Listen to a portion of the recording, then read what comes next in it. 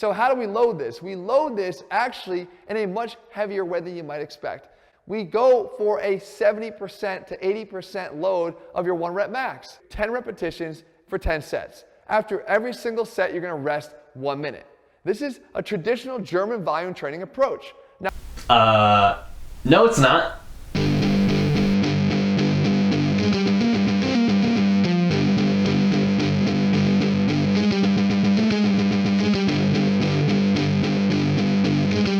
What's up guys, Enkiri here, and today we're going to talk about German volume training. It's been brought to my attention recently that Athlean-X has a, quote, perfect workout for weight loss published on his channel, and the very first recommendation within that workout is an old school German volume training approach where Jeff recommends that you do 10 sets of 10 reps on the barbell back squat using a load between 70 and 80% of your 1 rep max, while resting just 60 seconds in between sets. He sure must have a lot of faith in our abilities, but I believe in the knowledge of this all-star master of physical therapy. So I'm gonna go crush this workout right now and just get fucking shredded.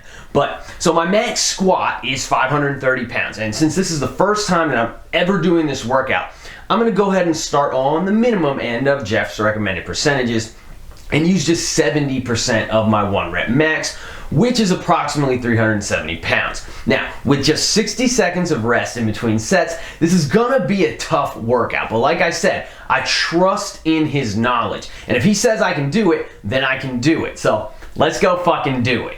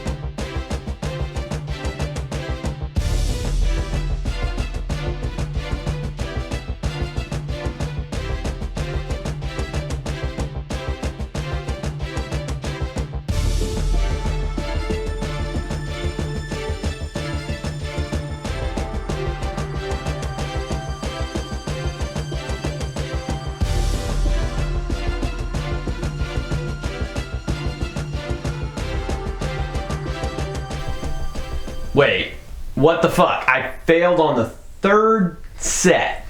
But how is that possible? How can I fail on the 3rd set of 10 reps using just 70% of my 1 rep max when Jeff is saying that I should be able to do 10 sets of 10 reps all the way up to 80%?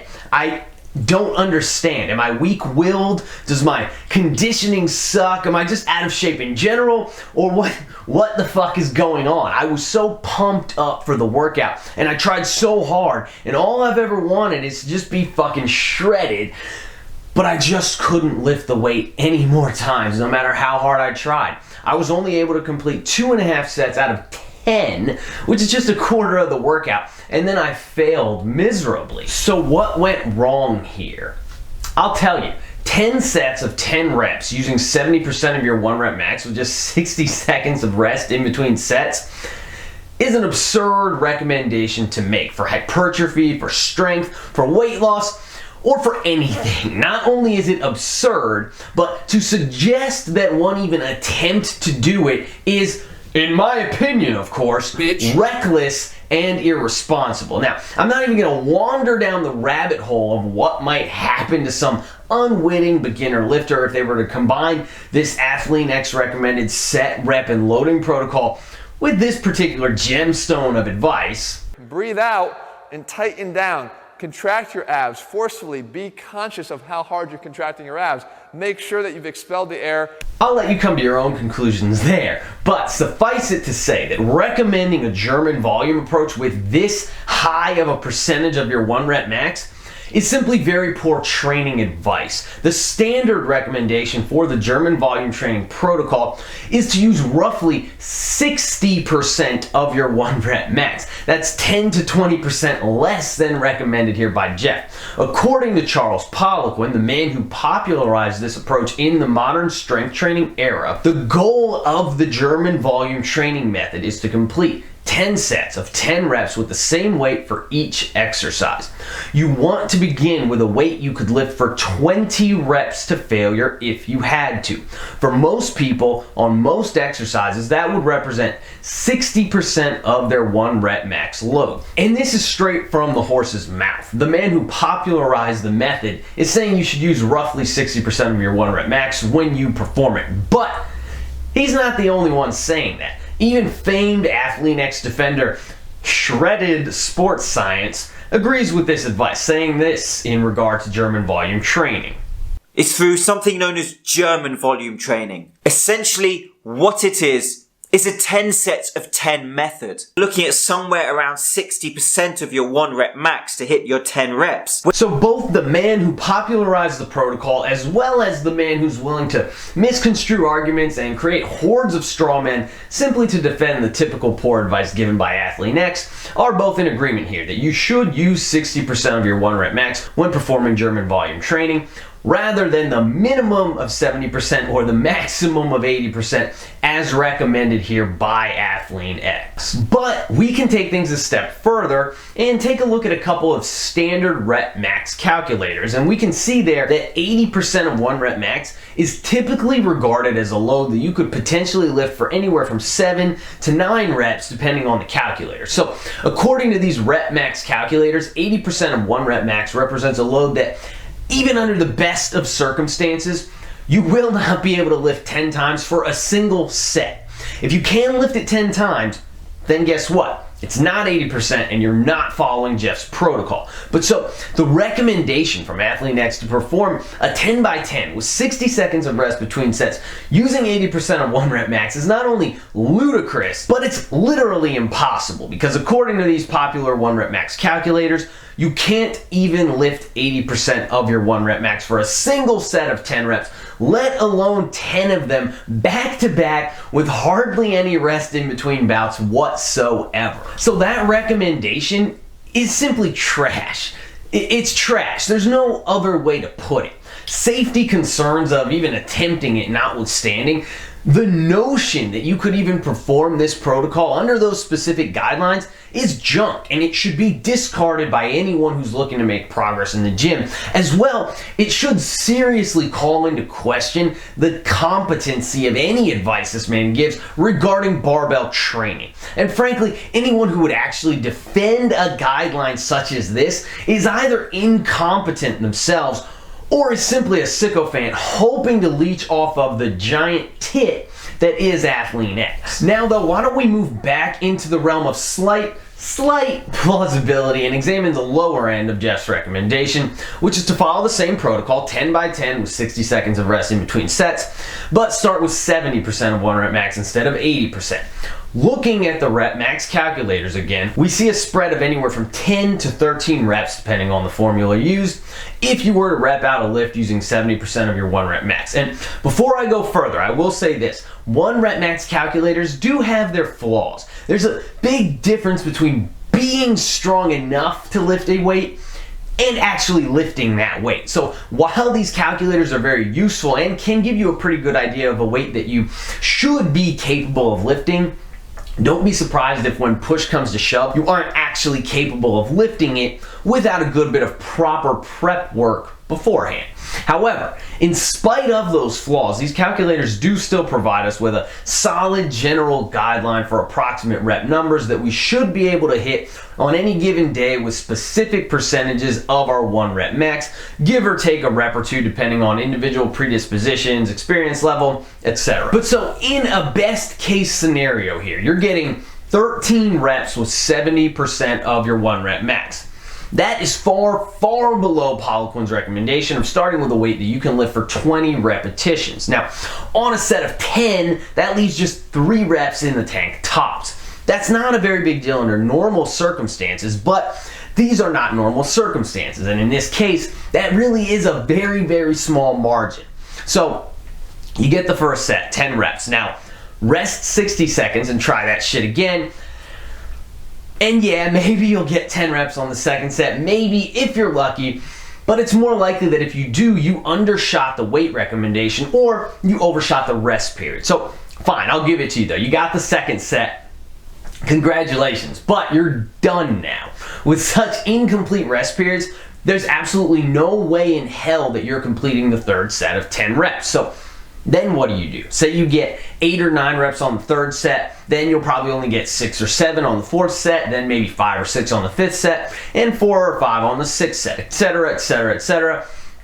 In total, you'll complete maybe 60 of the 100 reps if you actually go ahead and do all 10 sets, because this weight recommendation is simply too heavy and you're going to be coming too close to failure every time you step under the bar, which is going to cause an immense drop off in performance from set to set. And that's simply not how German volume training is supposed to be. The drop off in performance is not supposed to begin occurring on the second or the third set, and it's never supposed to be that dramatic. Rather, it's supposed to occur during the latter half of the workout due to an accumulation of fatigue from repeatedly lifting a relatively light weight.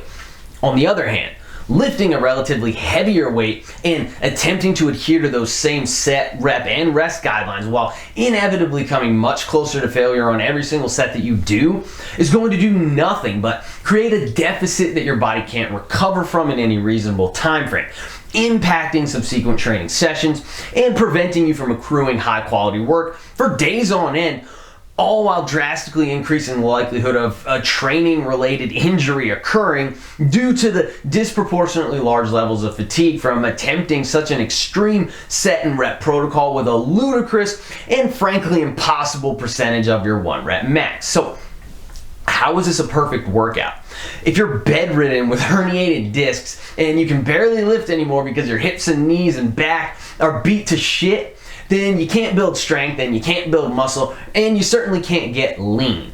If you still want to adhere to these ridiculous guidelines or call me a hater or call me a total fucking idiot, then that's your prerogative. But don't say I didn't fucking warn you. But moving these impossible guidelines and the potential injury risk of them aside for just a moment, the next question becomes, should we even bother with German volume training at all? Now, this part is purely anecdotal, but in my experience, most advanced lifters you meet are going to say no. We've all heard of it, we've all tried it, and we've all basically come to the same conclusion.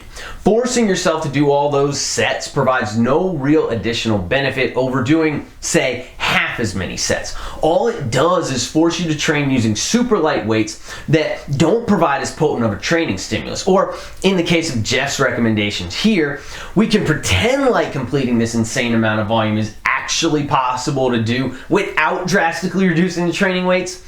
Never mind the fact that according to this very same guy, workout volume is absolutely killing your gains. So which is it? Is high workout volume killing your gains? Or does it make for a perfect weight loss workout that's one of the best ways to train legs? Because those claims are kind of literally opposites.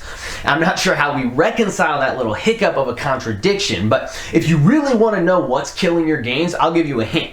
It's trying to squat a 10 by 10 with 60 seconds of rest in between sets using 70 to 80% of your 1 rep max. But I digress. Is German volume training really a waste of time though?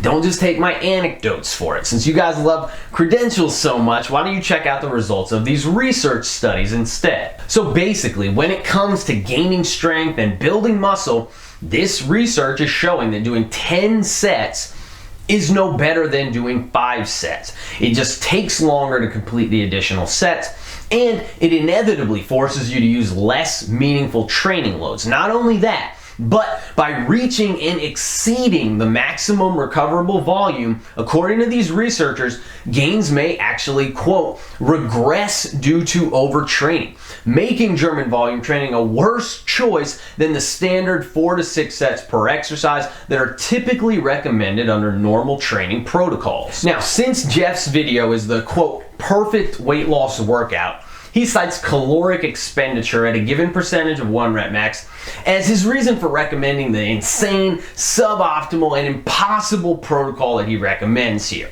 In his video, he shows us data from a study he found that showed that people who performed on average 11.5 reps of squats using 80% of their 1 rep max. And again, I'm not really sure how somebody hit that many reps with 80%, seeing as how the rep max calculators basically shows that that's impossible, but we'll just take the researcher's word for it here. But so by doing this single set of roughly 11 reps at 80% of 1 rep max, the people in the study would have hypothetically burned approximately 33 calories per minute, give or take, if they continued performing the exercise for a full 60 seconds at a time. But they didn't perform the exercise for 60 seconds at a time because they reached exhaustion after an average of approximately 28 seconds. Meaning in practice, they only actually burned approximately 16 calories over the course of this set. And I've also already explained to you how it would be impossible to repeat this set 10 fucking times over. But even if it were possible, it still begs a very important piece of analysis. So even if you were somehow able to repeat this effort 10 times over, according to the very study cited by Jeff in his video, this would burn a total of 160 measly ass calories. So you could take Jeff's advice here and make the decision to basically kill yourself just to burn 160 calories, which is basically the exact same number of calories found in the tiny little spoonful of chicken that they give you at Chipotle, which isn't very much, and I know because I eat a lot of Chipotle. But given the fact that this workout, using the protocols he recommends, will likely put you out of commission for quite some time after you complete it, as well as potentially leave you injured for an indefinite period of time, this seems like quite the inefficient way to lose weight. And it is generally regarded that the act of weight training itself does not actually burn all that many calories. But this dude is also being misleading as hell here, because at the very beginning of the video, he talks about how burpees only burn 15 calories per minute, making them an inefficient means of achieving weight loss compared to this impossible squat protocol that he cites, which burns 33 calories per minute. Except the difference here that he doesn't mention is that you can't actually squat the required number of reps here for a full minute at a time in order to burn these 33 calories using 80% of your 1 rep max, because extrapolated out to the full 60 seconds per the methods used in the study, that would be 22 reps per set, again using 80% of your 1 rep max, which is impossible. And if you did, by some miracle of God, somehow manage to do that, you certainly couldn't do it 9 more times after that. So the 33 calories per minute number really doesn't mean all that much in practical terms. Whereas using Jeff's own formula, it would only take about 11 minutes of burpees to burn exactly the same number of calories that you could burn using his impossible squat protocol. The difference here is that you could do 11 minutes of burpees today and tomorrow and the day after that and the day after that and the day after that and the motherfucking day after that. But try to repeat that squat protocol every day, or even just once a week, or even just once ever, and see what happens. So your ability to sustain the exercise is going to be critical to keep this going and have a massive impact on your desire here to lose weight. Your ability to sustain the exercise is going to be critical. Your ability to sustain the exercise is going to be critical. Your ability to sustain the exercise is going to be critical. Ironically, however, all of this calorie counting also basically points out the inherent fallacy in attempting to get lean by burning copious numbers of calories through activity. This next part may just be my opinion, but you're much better off by viewing cardiovascular work through the scope of it simply being a means of optimizing health rather than a means of burning large numbers of calories, because it's simply inefficient at doing so. Same as weight training. On the other hand, however, you can burn more large amounts of calories on a daily basis instead of focusing on physical activity, but instead by trying to maximize your BMR over the long term. Your BMR is your basal metabolic rate. This is the number of calories that your body burns simply by virtue of existing, which is a much larger number than you could ever hope your physical activity expenditure to be. According to Wikipedia, about 70% of a human's total energy expenditure is due to the basal life processes taking place in the organs of the body. About 20% of one's energy expenditure comes from physical activity, and another 10% from thermogenesis, or the digestion of food. So 80% of the calories we burn as humans occurs simply from the body keeping itself alive and digestion. The other measly 20% is from physical activity. But the best way to maximize your BMR is to build lots of muscle. Muscle is regarded as metabolically active tissue. That is, it requires the burning of calories simply in order for it to be maintained. Therefore, the more muscle you have, the higher your BMR automatically becomes, and the more calories your body will burn, even when you're doing nothing but sitting on your muscular and well-toned ass. This is why it's so easy for people who are muscular to stay lean. And I would argue that for the average Joes, who comprise 99% of Jeff's audience, being muscular is in fact going to be the key to long-term and easy to maintain leanness with minimal dietary restrictions. Thus, the path to getting and easily staying lean is paved first by building a base of strength and muscle using standard and effective weight training protocols, not German volume training, but to use activity level as a means of increasing energy expenditure for the sole purpose of losing weight is both short-sighted and inefficient, and simply ignores the facts of human physiology. And we've already covered the fact that according to recent research, the German volume training protocol is actually worse for muscle hypertrophy in the long run than traditional set and rep protocols that involve just half as much volume, meaning that it won't be able to increase your BMR in the long run nearly as much as traditional weight training protocols. So if the 10x10 GVT protocol that Athlean-X is recommending doesn't build muscle as well as normal training protocols, if it also has a higher injury risk than normal training protocols due to the accumulation of large amounts of fatigue under heavy loading, and if under the absolute best of circumstances, which we've already detailed are impossible to achieve under the guidelines Jeff has dictated, it can only burn 160 calories in a single training session anyway, a session that cannot possibly be replicated often enough to be meaningful for weight loss, and focusing on increasing BMR is a better, more efficient way to promote long-term leanness anyway. If all of these things are true, which we've shown them to be, why would you ever do this workout? And how is this a perfect protocol for weight loss? If anything, it's an inefficient, high-risk waste of time. And to publish and promote a protocol such as this on a channel whose audience is comprised of millions of beginner trainees and fitness enthusiasts who are at a greater risk of hurting themselves by trying something foolish like this is simply irresponsible. So, in summation, this recommendation is highly suboptimal at best. There's no other way around it. It's not an efficient way of losing weight. It's not an efficient way of building muscle. And as it's been stated in the video in question, it is a protocol that is literally impossible to adhere to.